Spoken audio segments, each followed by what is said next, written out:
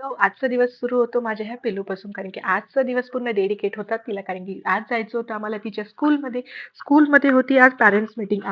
आला होता मेसेज आणि आम्ही आज पूर्णपणे शनिवारचा दिवस होता, सुट्टी असल्यामुळे आम्ही पूर्ण दिवस तिच्यावरच देणार होतो. तिथे गेल्यानंतर तिची स्कूलमध्ये एंट्री केल्यानंतर वन बाय वन जे तिचे सब्जेक्ट आहेत, त्या सब्जेक्टच्या मॅडमला आम्ही भेटत होतो. आता तिच्या स्कूलची थीम आहे जरा वेगळी हां. म्हणजेच ते पूर्ण रोबोटिक स्कूल आहे, जिथे मुलांना फक्त स्कूलमध्येच होमवर्क करून घेतलं जातं. घरी कोणत्या प्रकारचा होमवर्क दिला जात नाही. दिला जातो तो फक्त वीकेंडला आणि ह्या प्रकारचं तिचं शेड्यूल असतं पूर्ण डे बाय डेचं.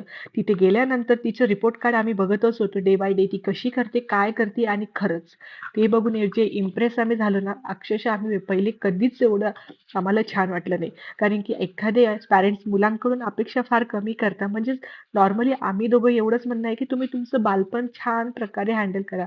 आणि तुम्हाला दिलेलं जे एज्युकेशन आहे त्याच्यामध्ये आनंद घ्या.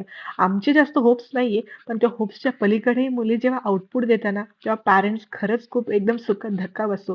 तिचे इंग्लिशचे टीचर, ई-व्ही-एस, मॅथमॅटिक्स सगळ्या टीचरकडून जी तिची वाव मिळत होती ना, अक्षरशः मला प्राउड फील झालं.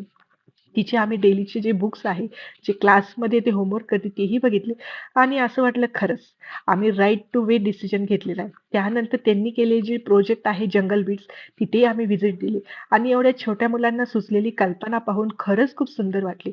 तर अशा प्रकारे आम्ही संपवला तिच्या स्कूलसोबतचा आजचा दिवस. तिथून स्कूलमधून गेल्यानंतर नेहमीचं आमचं फेव्हरेट आहे, जे की आमचं खोमणे चहाचं पॉइंट.